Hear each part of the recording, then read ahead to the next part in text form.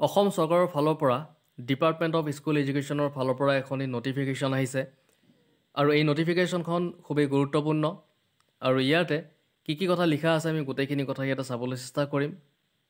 আপোনালোকে যদি চাই in the interest of public service the services of additional teachers recruited under special recruitment drive and regularized thereafter by the government of department of school education shall be benefited with the following.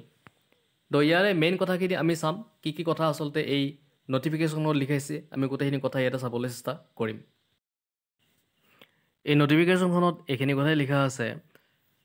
Assam চৰকাৰৰ ফালৰ পৰা এই notification আহিছে বিদ্যালয় শিক্ষা বিভাগ দিছপুৰ গুৱাহাটী 6 আৰু ইয়াতে লিখিছে জনসাধাৰণৰ স্বাৰ্থত বিদ্যালয় শিক্ষা বিভাগে বিশেষ নিযুক্তি অভিযানৰ অধীনত নিযুক্তি আৰু পিছত নিয়মীয়াভাৱে নিযুক্তি লাভ কৰা শিক্ষকসকলৰ সেৱা সন্দৰ্ভত তলত দিয়া সুবিধাসমূহ প্ৰদান কৰাৰ সিদ্ধান্ত গ্ৰহণ কৰিছে।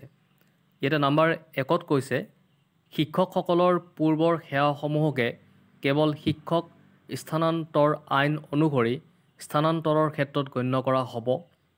নম্বৰ 2ত লিখিছে বিশেষ নিযুক্তি অভিযানৰ অধীনত নিয়মীয়াভাৱে নিযুক্তি লাভ কৰা শিক্ষকসকলে তেওঁলোকৰ পদ আৰু নিযুক্তিৰ ধৰণ অনুসৰি একক স্থানান্তৰৰ সুবিধা লাভ কৰিব পাৰিব।